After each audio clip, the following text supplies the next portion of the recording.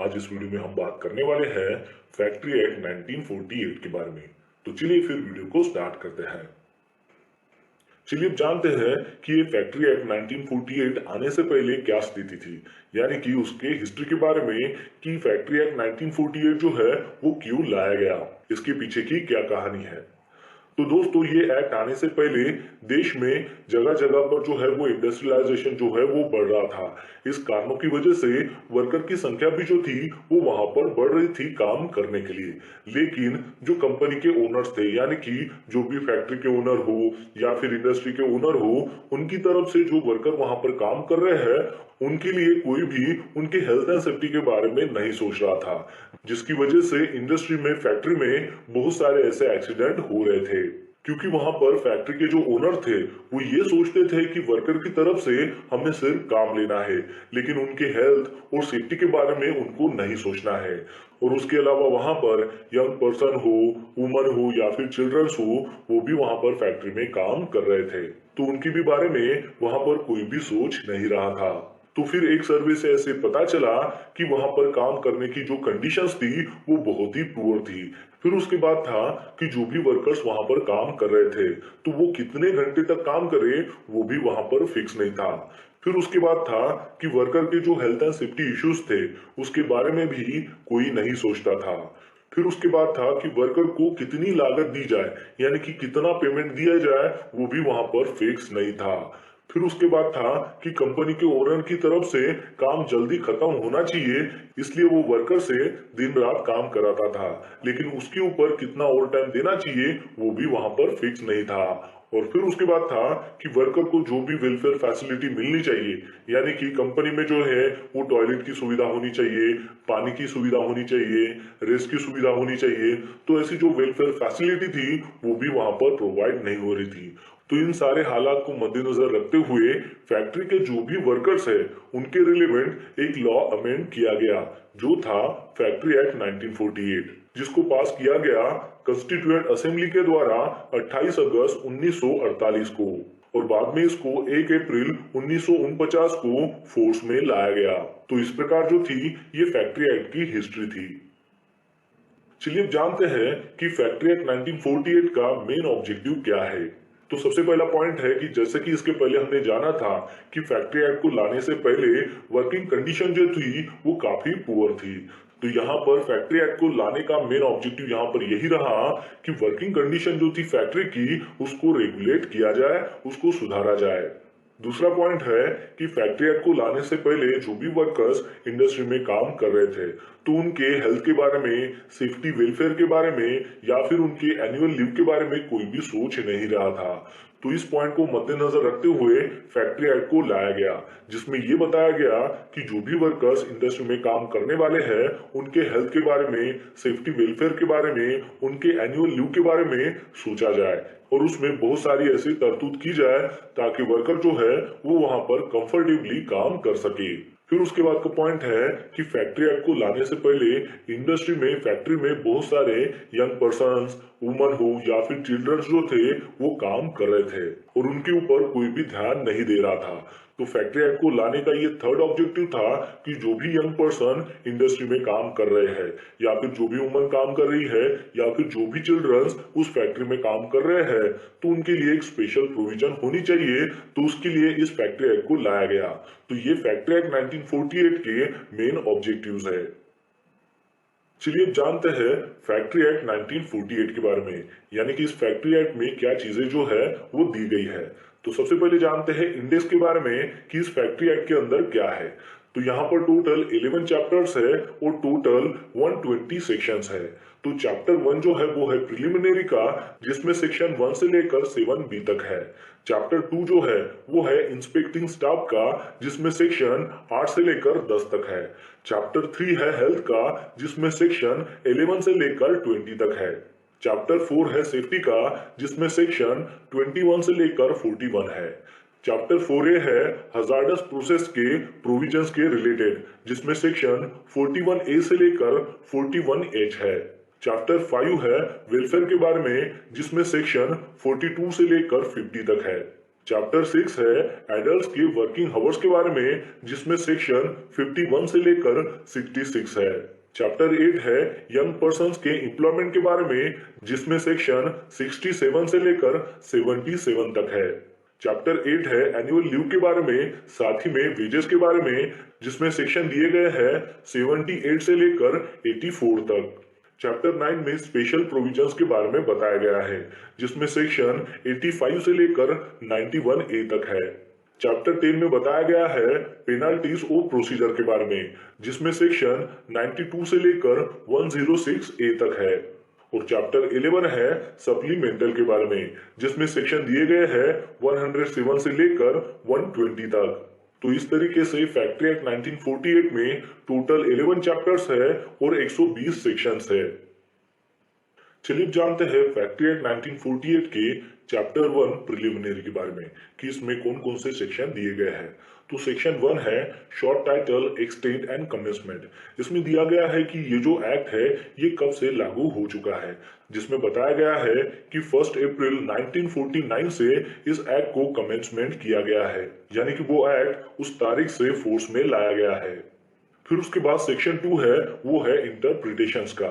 इसमें बहुत सारी ऐसी डेफिनेशन जो है वो बताई गई है जो आपको पता होना चाहिए, जैसा कि उसमें एडल्ट के बारे में बताया गया है। तो एडल्ट यानी कि वो व्यक्ति जो 18 साल की उम्र जो है वो पार कर चुका हो। फिर उसके बाद है एडोलसेंट। तो एडोलसेंट यानी कि ऐसा व्यक्ति जो 18 साल की उम्र को पार नहीं किया है लेकिन 15 साल की उम्र को वो पार कर चुका है, यानी कि 15 साल से 18 साल के बीच के दायरे को एडोलसेंट व्यक्ति कहा जाता है। फिर उसके बाद आता है कैलेंडर ईयर। कैलेंडर ईयर यानी कि जो 12 महीने का होता है, जिसकी शुरुआत 1 जनवरी से होती है। फिर उसके बाद है चाइल्ड। तो चाइल्ड यानी कि ऐसा व्यक्ति कि जिसने 15 साल की जो उम्र है वो क्रॉस नहीं की है, मतलब 15 साल के कम ही उसकी एज है। फिर उसके बाद आता है कॉम्पिटेंट पर्सन। तो कॉम्पिटेंट पर्सन यानी कि ऐसा पर्सन या फिर ऐसा इंस्टीट्यूट जो रिकॉग्नाइज किया गया है चीफ इंस्पेक्टर के द्वारा, ताकि वो जो पर्सन है या फिर इंस्टीट्यूट है वो वहां पर टेस्ट कैरिड आउट कर सके, उसका एग्जामिनेशन कर सके, या फिर फैक्ट्री में जो भी रिक्वायरमेंट है उसका वो इंस्पेक्शन कर सके। फिर उसके बाद है हजार्डस प्रोसेस। तो हजार्डस प्रोसेस यानी कि इंडस्ट्री में होने वाली जो भी एक्टिविटी है, तो उसको होने के लिए जो भी रॉ मटेरियल का इस्तेमाल किया जाता है, तो उसकी वजह से जो भी वेस्ट निकलता है या फिर पोल्यूशन होता है या फिर उसका जो इम्पैक्ट है वो वर्कर के हेल्थ के ऊपर होता है, तो ऐसी प्रोसेस को हजार्डस प्रोसेस कहा जाता है। फिर उसके बाद है यंग पर्सन। तो यंग पर्सन यानी कि वो आइदर चाइल्ड भी हो सकता है या फिर एडोलसेंट भी हो सकता है, जैसा कि इसके पहले हमने देखा था कि चाइल्ड यानी कि क्या होता है और एडोलसेंट यानी कि क्या होता है। फिर उसके बाद आता है डे। डे यानी कि जिसमें 24 आवर्स होते हैं, जिसकी शुरुआत मिडनाइट से शुरू होती है।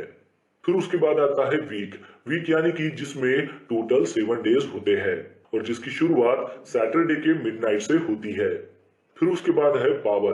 पावर यानी कि ऐसी इलेक्ट्रिकल एनर्जी या फिर ऐसी कोई भी एनर्जी जिसको मैकेनिकली ट्रांसमिटेड की जाए, लेकिन वो जो एनर्जी है वो किसी भी आदमी या फिर एनिमल से जनरेट ना हो। फिर उसके बाद है प्राइम मूवर। तो प्राइम मूवर यानी कि ऐसा इंजन, ऐसी मोटर या फिर ऐसा कोई भी अप्लायंस जो जनरेट करता हो या फिर प्रोवाइड करता हो पावर। फिर उसके बाद है ट्रांसमिशन मशीनरी। तो ट्रांसमिशन मशीनरी यानी कि कोई भी शाफ्ट हो, व्हील हो, ड्रम हो, पुल्ली हो या फिर सिस्टम ऑफ पुलिस हो, जिसकी मदद से प्राइम मूवर का जो भी मोशन है उसको ट्रांसमिटेड किया जा सके कोई भी मशीनरी की तरफ। फिर उसके बाद है मशीनरी। तो मशीनरी यानी कि जिसमें प्राइम मूवर्स आता हो, ट्रांसमिशन मशीनरी आती हो या फिर ऐसे सभी अप्लायंसेस आते हो जिससे पावर जो है वो जनरेट होता हो या फिर उसको ट्रांसफॉर्म किया जाता हो या फिर ट्रांसमिटेड किया जाता हो। फिर उसके बाद है मैन्युफैक्चरिंग प्रोसेस।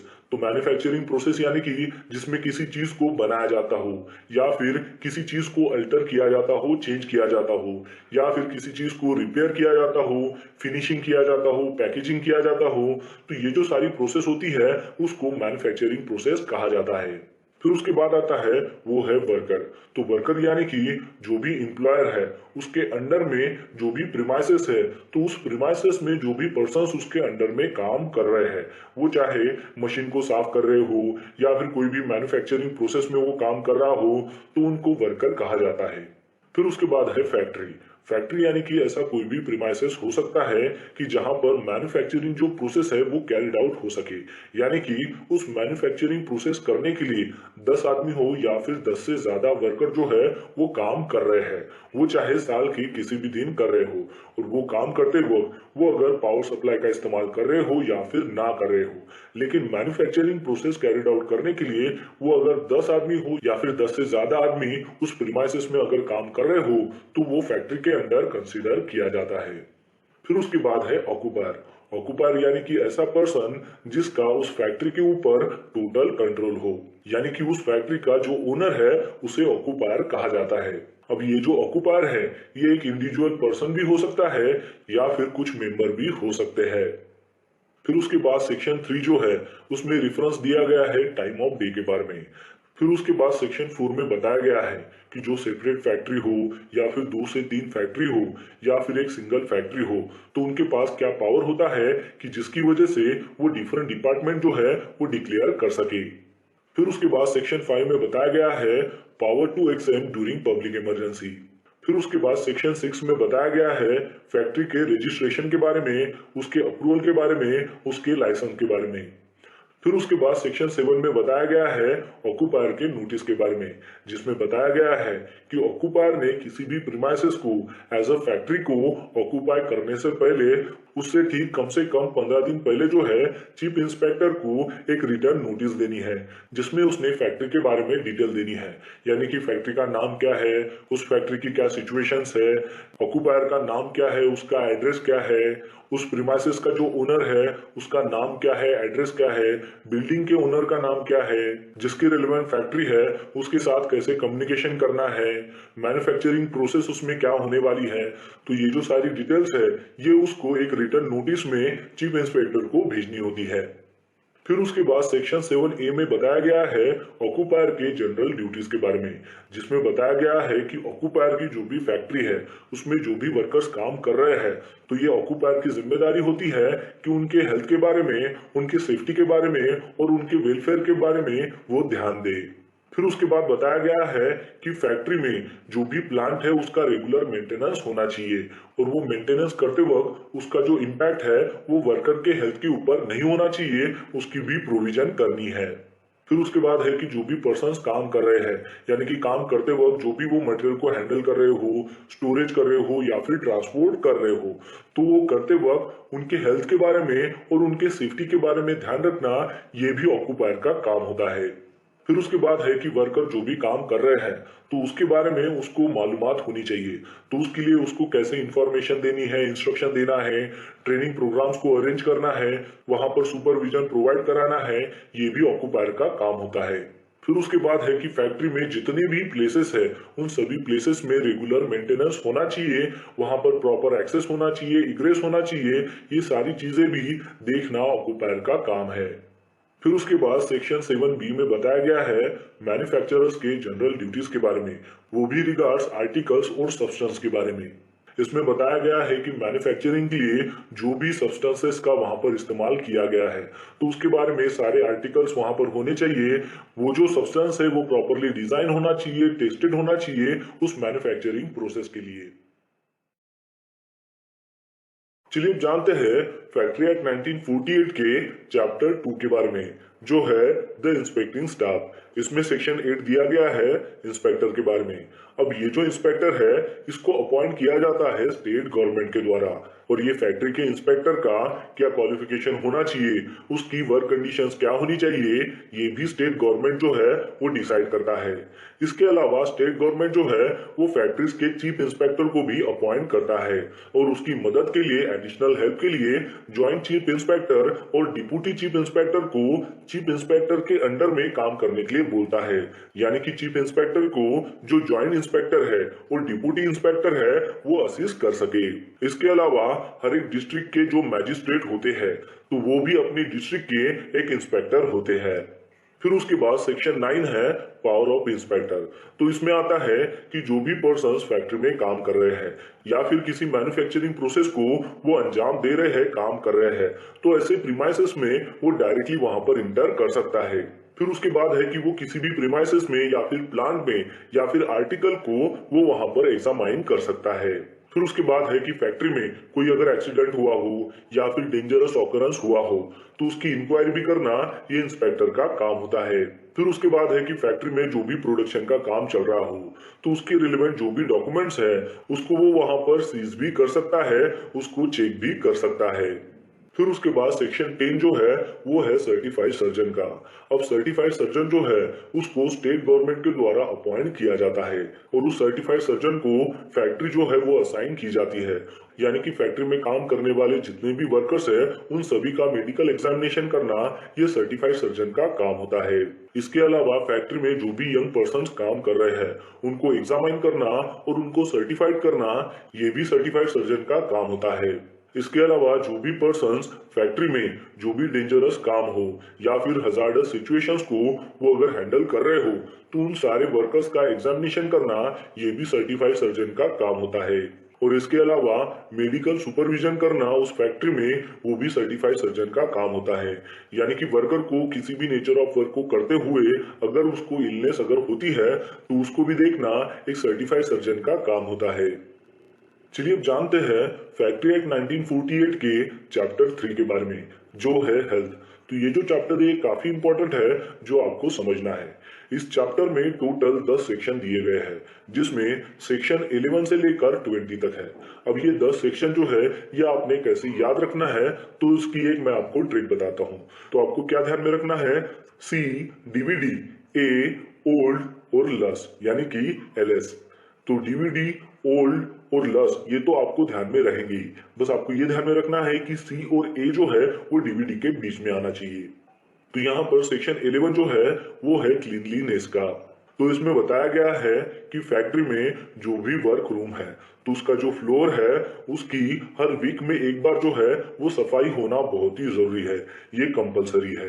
फिर उसके बाद है कि फैक्ट्री के जो वॉल्स है, जो सीलिंग्स है तो उसको 5 साल में एक बार जो है वो पेंट होना चाहिए। और अगर उस वॉल को या फिर सीलिंग को जो वॉशेबल जो वाटर पेंट होता है उससे अगर पेंट करते हैं तो हर 3 साल में आपको उसको पेंट करते रहना है। इसके अलावा उस वॉल को और सीलिंग को हर 14 महीने में एक बार साफ करते रहना है। फिर उसके बाद है कि फैक्ट्री के सभी डोर्स हो या फिर विंडोज हो उसको भी 5 साल में एक बार जो है वो रिपेंट करना है।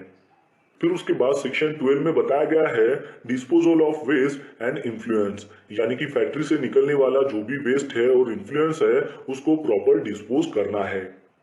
फिर उसके बाद सेक्शन 13 में बताया गया है वेंटिलेशन एंड टेम्परेचर, यानी कि फैक्ट्री में वर्कर जहां पर भी काम कर रहे हैं वहां पर प्रॉपर वेंटिलेशन आपको प्रोवाइड करना है और वहां पर टेम्परेचर भी जो है वो मेंटेन करते रहना है। फिर उसके बाद सेक्शन 14 में बताया गया है डस्ट एंड फ्यूम्स के बारे में, यानी कि फैक्ट्री में अगर काम करते वक्त डस्ट जनरेट होता है या फिर फ्यूम जनरेट होते हैं तो उसको भी कंट्रोल करते रहना है। फिर उसके बाद सेक्शन 15 में बताया गया है आर्टिफिशियल ह्यूमिडिफिकेशन के बारे में। इसमें बताया गया है कि आर्टिफिशियल ह्यूमिडिफिकेशन के लिए जो भी पानी का इस्तेमाल करेंगे वो पानी जो है वो अच्छी क्वालिटी का होना चाहिए, यानी कि ऐसा पानी होना चाहिए जो हम ड्रिंक भी कर सके। उसी वाटर का आर्टिफिशियल ह्यूमिडिफिकेशन के लिए इस्तेमाल करना है, यानी कि वो जो पानी है वो अशुद्ध नहीं होना चाहिए बल्कि वो शुद्ध होना चाहिए।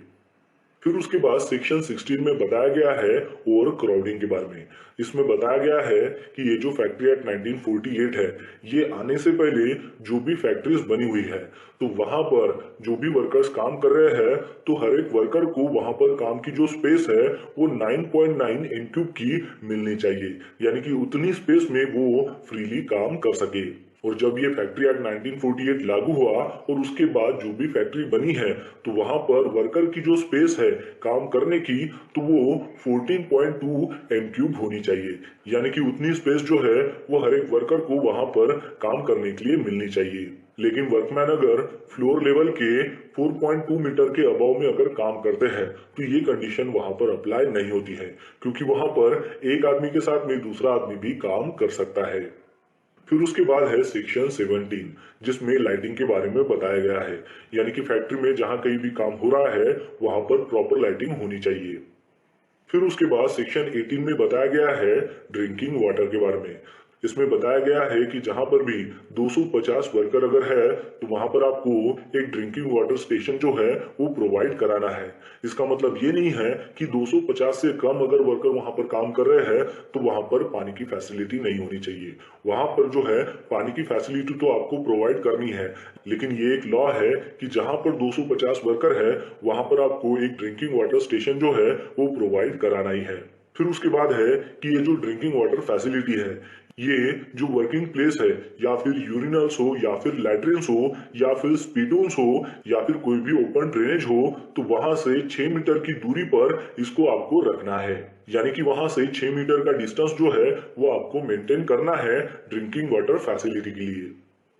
फिर उसके बाद सेक्शन 19 में बताया गया है लैट्रिन्स एंड यूरिनल्स के बारे में। तो जहां पर भी 250 वर्कर काम करते हो तो वहां पर लैट्रिन्स और यूरिनल्स जो है वो प्रोवाइड कराना है, और उस लैट्रिन्स और यूरिनल्स को 7 दिन में एक बार वॉश और क्लीन करते रहना है। इसका मतलब ये नहीं है कि 7 दिन में एक ही बार करना है, वो आप रेगुलर भी कर सकते हो, लेकिन 7 दिन में एक बार जो है इसको वॉश और क्लीन करते रहना है।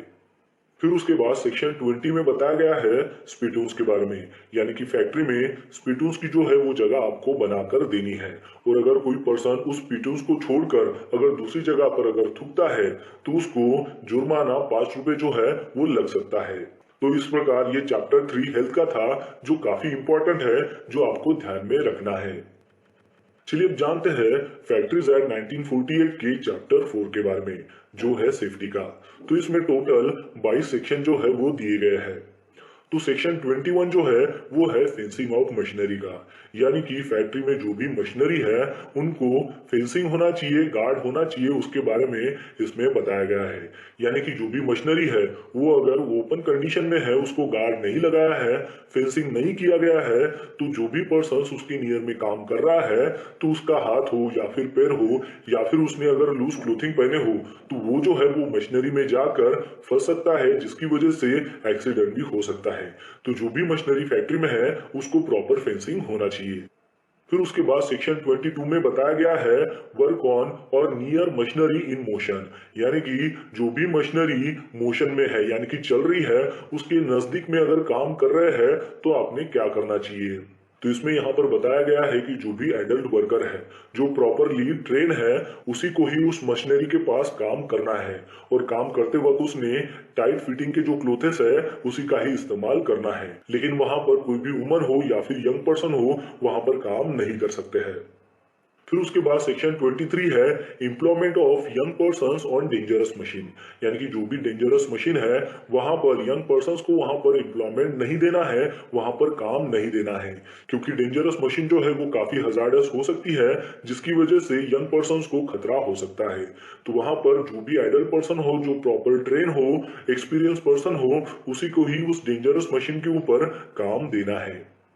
फिर उसके बाद सेक्शन 24 है striking gear end devices for cutting of power, यानी कि फैक्ट्रीज में जो भी मशीनरीज है तो उस मशीनरीज का पावर जो है वो कट ऑफ होने के लिए एक ऐसा वहां पर डिवाइस होना चाहिए, या फिर हमें वहां पर एक ऐसा स्ट्राइकिंग गियर जो है वो लगाना है।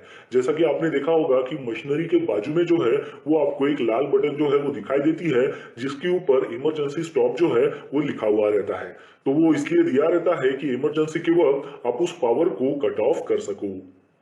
फिर उसके बाद सेक्शन 25 में बताया गया है सेल्फ एक्टिंग मशीन्स के बारे में, यानी कि ऐसी मशीनरी जो ऑटोमेटिक मोड में काम करती हो। तो ऐसी मशीनरी जो है आपको ऐसी प्लेस में इंस्टॉल करनी है ताकि वहां पर आने जाने का जो भी रास्ता है उसको डिस्टर्ब ना हो, या फिर कोई भी आदमी वहां से जाना आना ना करे। फिर उसके बाद सेक्शन 26 में बताया गया है केसिंग ऑफ न्यू मशीनरी के बारे में। इसमें बताया गया है कि जो भी मैन्युफैक्चरर नई मशीनरी को अगर बनाता है तो उस मैन्युफैक्चरर ने इस बात को ध्यान में रखना है कि जो भी मशीनरी वो बना रहा है तो वहां पर उस मशीनरी को उसको केसिंग करना है, यानी कि उसको गार्ड लगाना है, यानी कि मशीनरी का कोई अगर डेंजरस पार्ट अगर ओपन है तो उसकी वजह से जो है एक्सीडेंट हो सकते हैं। तो ऐसी नई मशीनरीज को बनाते वक्त उसने जो है उस मशीनरीज को केसिंग करना है या फिर गार्ड लगाना है।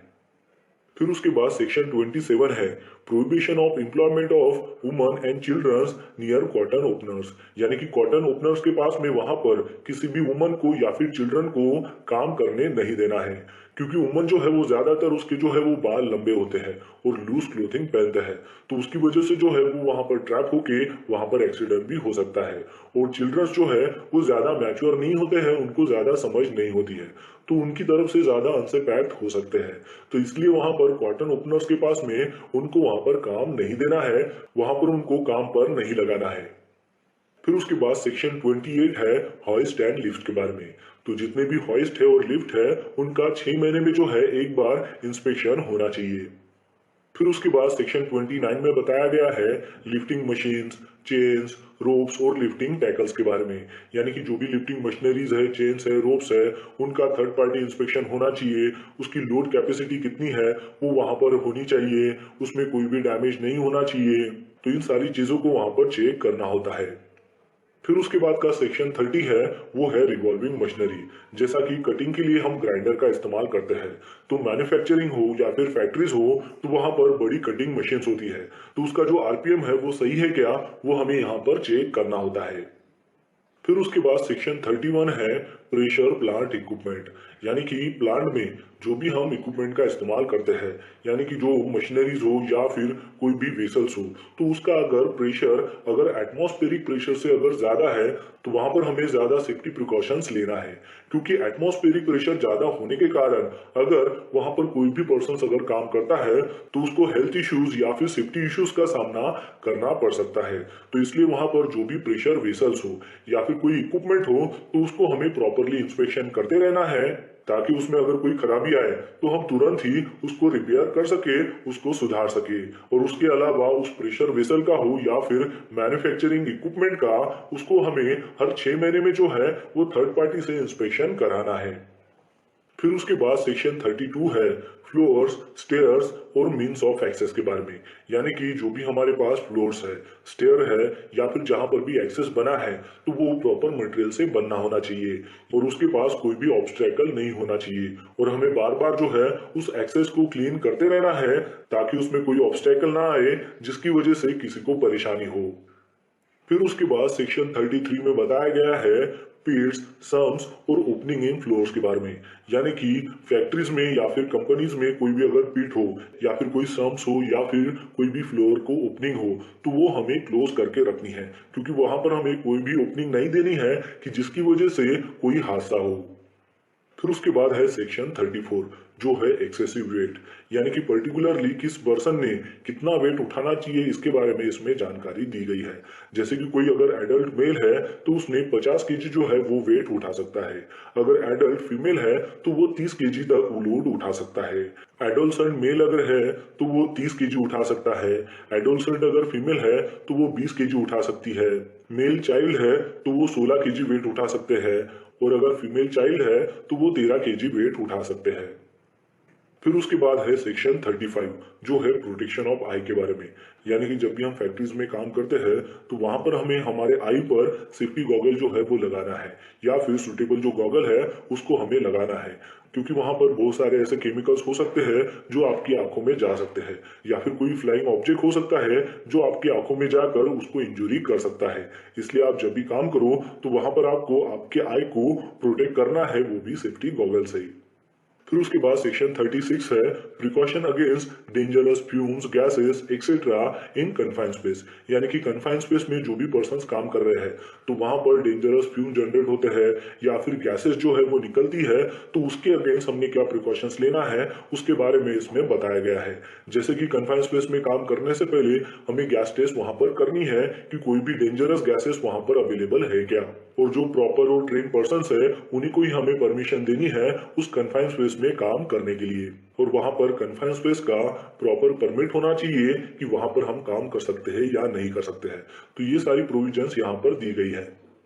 फिर उसके बाद सेक्शन 36A है जिसमें बताया गया है precautions regarding the use of portable electrical light. तो पोर्टेबल जो इलेक्ट्रिक लाइट है जो भी हम इस्तेमाल करते हैं तो उसका मैक्सिमम 24 जो है वो वोल्ट होना चाहिए। यानी कि 24 वोल्ट वाला ही हमें इलेक्ट्रिक लाइट वहां पर इस्तेमाल करना है। फिर उसके बाद सेक्शन 37 में बताया गया है एक्सप्लोजिव और इनफ्लैमेबल जो डस्ट है, गैस है, उसके बारे में। फिर उसके बाद है section 38 precaution in case of fire. तो इसमें बताया गया है कि इंडस्ट्री में हो या फिर फैक्ट्री में जहां कहीं भी हॉट वर्क का काम होता हो जिससे फायर उत्पन्न होती है, तो वहां पर हमें नेसेसरी प्रिकॉशन जो है वो लेनी होती है।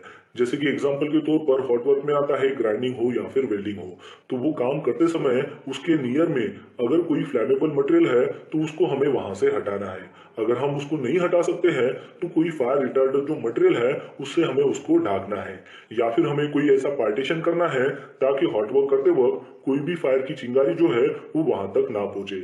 इसके अलावा जहां पर भी ये काम हो रहा है वहां पर हमें फायर इक्विपमेंट जो है वो रखना है, जैसे कि फायर एक्सटिंग्विशर हो या फिर फायर बकेट हो, वो वहां पर रखनी है। तो ऐसी प्रिकॉशन हमें लेनी होती है। फिर उसके बाद सेक्शन 39 में बताया गया है power to require specification of defective parts और टेस्ट ऑफ स्टेबिलिटी। फिर उसके बाद सेक्शन 40 में बताया गया है safety of buildings and machinery के बारे में। सेक्शन 40A में बताया गया है मेंटेनेंस ऑफ बिल्डिंग्स के बारे में। सेक्शन 40B में बताया गया है सेफ्टी ऑफिसर्स के बारे में। तो इसमें बताया गया है कि जहां भी 1000 वर्कर काम करते हो या फिर उससे अधिक अगर वर्कर काम करते हो तो वहां पर सेफ्टी ऑफिसर की अपॉइंटमेंट होनी चाहिए। या फिर कोई अगर मैन्युफैक्चरिंग प्रोसेस होती है जिसमें रिस्क इन्वॉल्व है या फिर हेल्थ के रिलेटेड वहां पर हजार्ड मौजूद है, तो वहां पर भी सेफ्टी ऑफिसर जो है वो अपॉइंट होना चाहिए। तो इस सेफ्टी ऑफिसर का क्वालिफिकेशन क्या होगा, उसकी कंडीशन ऑफ सर्विस क्या होगी, तो ये स्टेट गवर्नमेंट जो है वो डिसाइड करता है।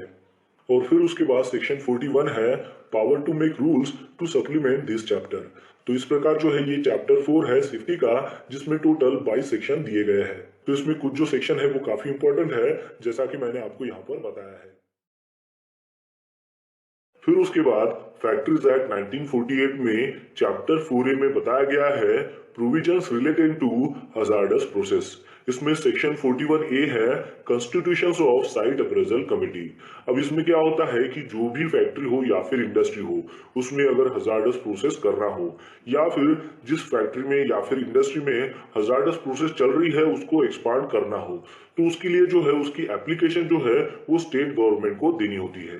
तो स्टेट गवर्नमेंट क्या करता है कि इस एप्लीकेशन को चेक करने के लिए एक साइट अप्रेजल कमेटी जो है वो अपॉइंट करता है। और ये साइट अप्रेजल कमेटी का ये काम होता है कि वो जो एप्लीकेशन आई हुई है कि जिस फैक्ट्री में या फिर इंडस्ट्री में हजार्डस प्रोसेस जो है वो चलने वाले हैं तो उसको वो एग्जामाइन करे। इसके अलावा साइट अप्रेजल कमेटी को अगर कोई इंफॉर्मेशन अगर चाहिए होगी, यानी कि जो भी हजार्डस प्रोसेस के रिलेटेड अगर कोई इंफॉर्मेशन चाहिए होगी, तो जो भी एप्लीकेशन जिस ओनर की तरफ से आई है तो उसको वो इंफॉर्मेशन मांग सकता है या फिर डाटा जो है वो मांग सकते हैं। और साइट अप्रेजल कमेटी ने इसका जो टोटल रिकमेंडेशन है वो विद इन 90 डेज जो है वो स्टेट गवर्नमेंट को देना होता है। यानी कि ये जो एप्लीकेशन है इसके बारे में जो है उनको बताना होता है कि इस एप्लीकेशन को अप्रूव करना है या फिर डिसअप्रूव करना है। और फिर स्टेट गवर्नमेंट जो है वो डिसाइड करती है कि इसका अप्रूवल देना है या नहीं देना है। फिर उसके बाद सेक्शन 41C में दिया गया है specific responsibility of the occupier in relation to hazardous process.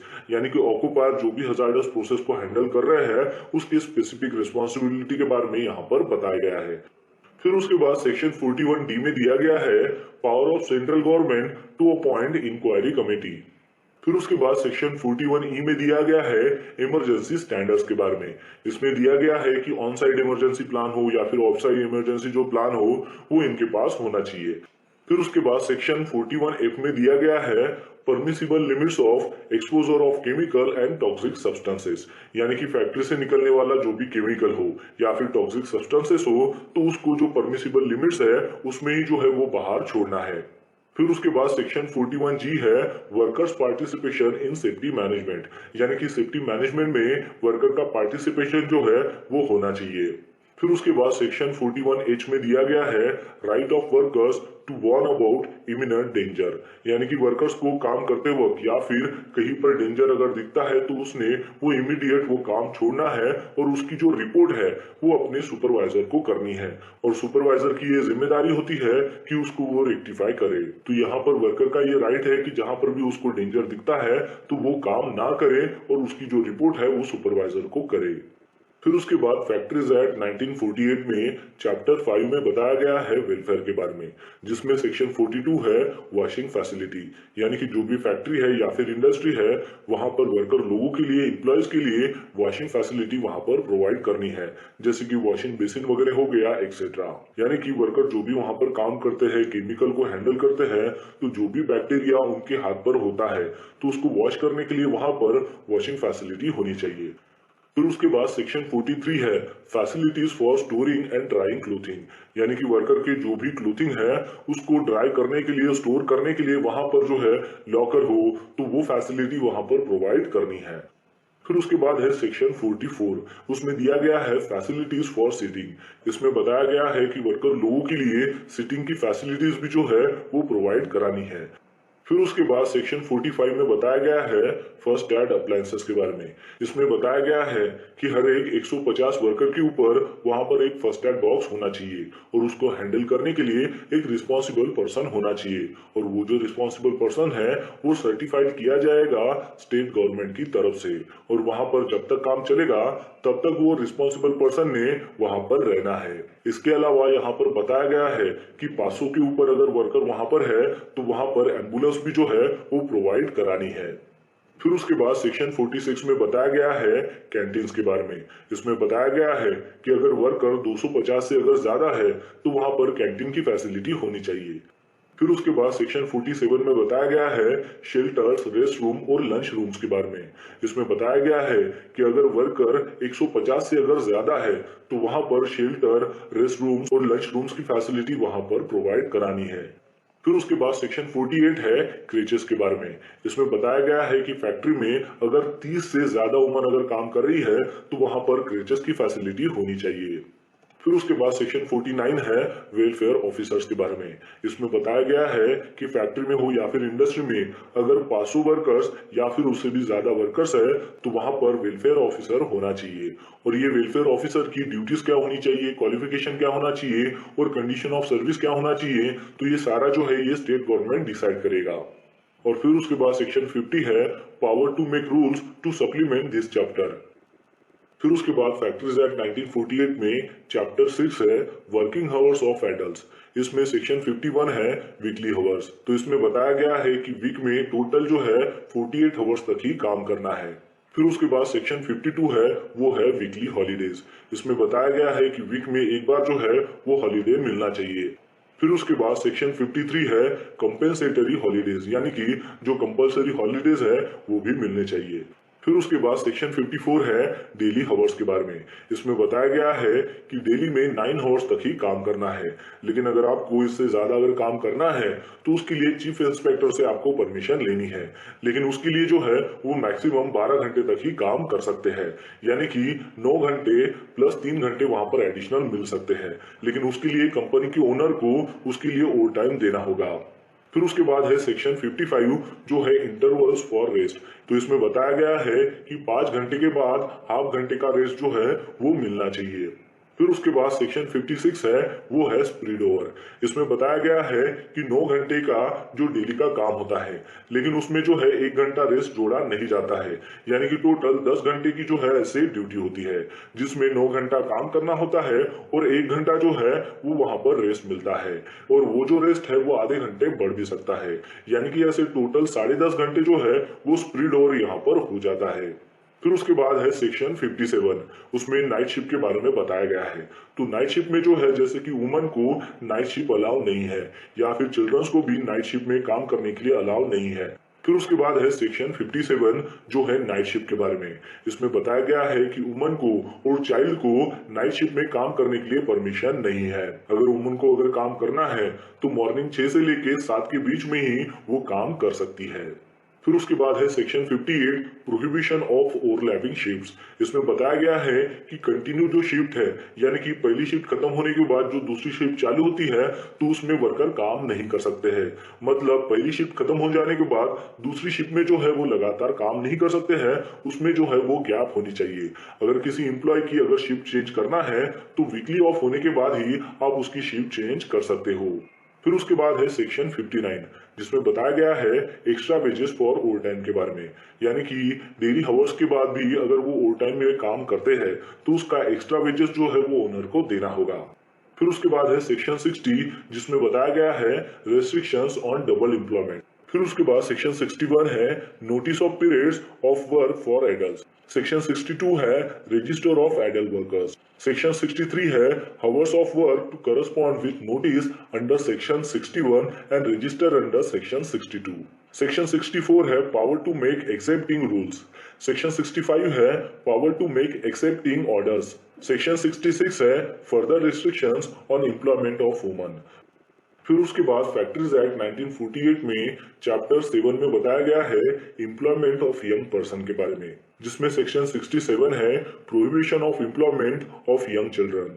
इसमें बताया गया है कि जो भी चिल्ड्रंस जिनकी 14 से कम उम्र है तो उनको काम पर नहीं लगाना है। फिर उसके बाद इसमें बताया गया है कि जो भी एडोलसेंट पर्सन है यानी कि जिसकी एज 15 से 18 साल के बीच में है तो उनको एज ए एम्प्लॉय करके आपको ट्रीट नहीं करना है जब तक उनके पास फिजिकल फिटनेस का सर्टिफिकेट नहीं आता है, वो भी एक सर्टिफाइड सर्जन से।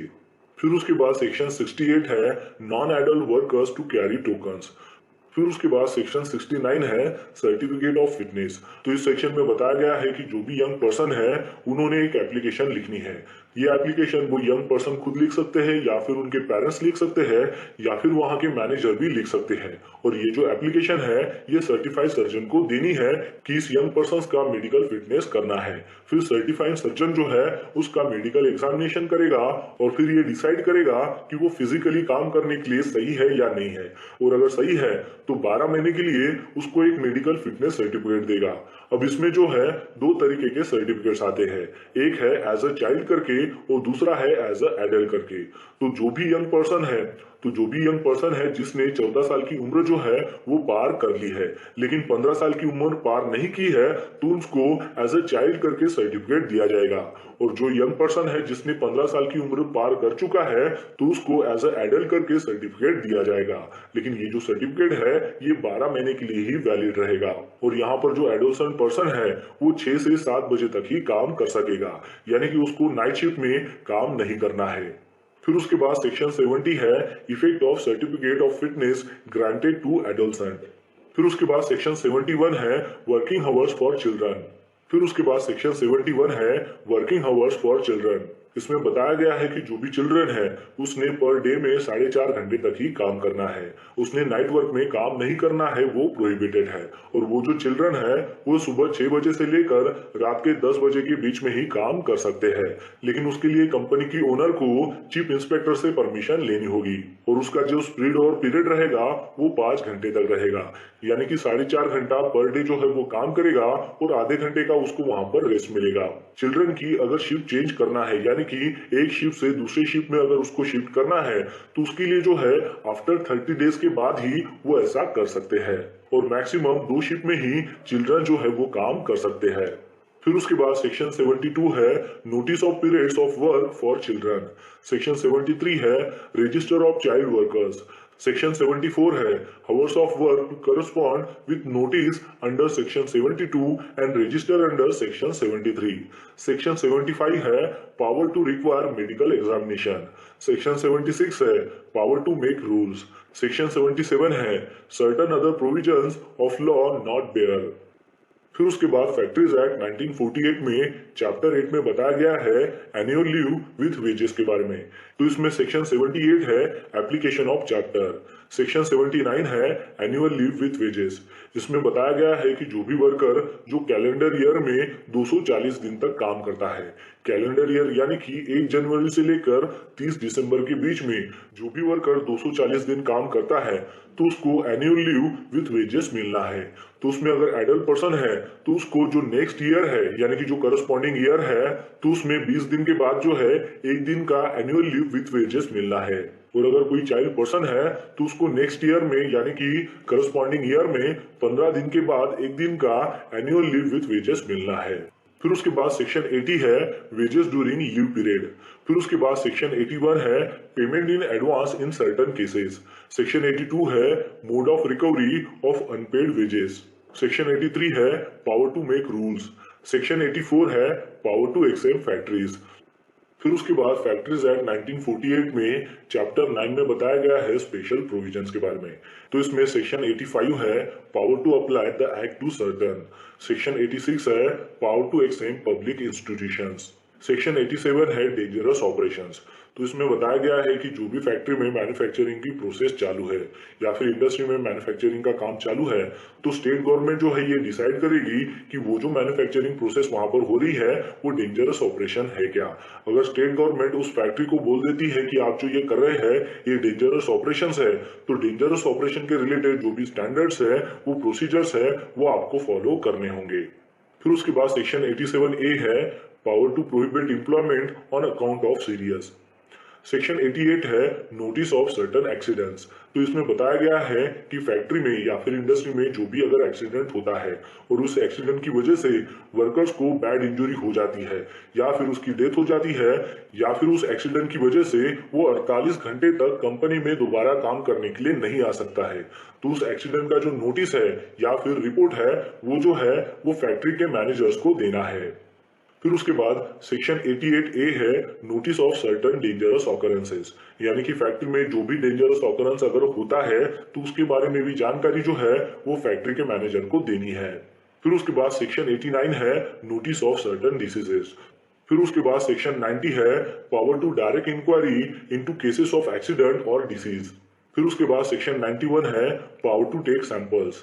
सेक्शन 91A है safety and occupational health service.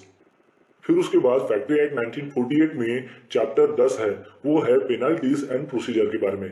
तो इसमें सेक्शन 92 है जनरल पेनल्टीज फॉर ऑफेंसेस। तो इसमें बताया गया है कि ये फैक्ट्री एक्ट के जो रूल्स है उसको अगर कोई ऑफेंस करता है तो उसके लिए 2 साल की सजा हो सकती है या फिर 1 लाख का फाइन भी हो सकता है या फिर ये दोनों भी हो सकते हैं। और अगर वो जो ऑफेंस है वो अगर सेकंड टाइम भी करता है तो पर डे जो है उसको 1000 रुपए का जुर्माना देना होगा जब तक उसका जो ऑफेंस है वो चलते रहता है। और फिर भी उसका ये ऑफेंस खत्म नहीं होता है और वो चलते रहता है तो उसको 3 साल की सजा हो सकती है और 10,000 से लेकर 2 लाख तक उसको फाइन हो सकता है या फिर ये दोनों भी हो सकते हैं। फिर उसके बाद इसमें कई सारे ऐसे सेक्शंस आते हैं। तो ये जो सेक्शंस है ये ज्यादा इंपॉर्टेंट नहीं है, तो आप जो है इसको यहाँ पर रीड कर सकते हो कि वो सेक्शन क्या है, और अगर आपको डिटेल में जानकारी चाहिए तो आप फैक्ट्री एक्ट 1948 को भी पढ़ सकते हो। और फिर उसके बाद फैक्ट्री एक्ट 1948 का चैप्टर 11 आता है वो है सप्लीमेंटल का। तो इसमें भी कई सारे ऐसे सेक्शन दिए गए हैं जैसा कि आप यहाँ पर देख सकते हो, लेकिन इनको इतना डिटेल में जानने की जरूरत नहीं है। लेकिन अगर आप कौन से सेक्शन क्या डील्स करते हैं और उसको डिटेल में जानना चाहते हो तो आप फैक्ट्री एक्ट 1948 को पढ़ सकते हो। तो दोस्तों आशा करता हूँ कि आपको इस वीडियो के माध्यम से पता चल गया होगा फैक्ट्री एक्ट 1948 के बारे में। तो बस आज के लिए इतना ही, मिलते हैं नेक्स्ट वीडियो में एक नए टॉपिक के साथ में। तब तक के लिए टेक केयर, बाय बाय।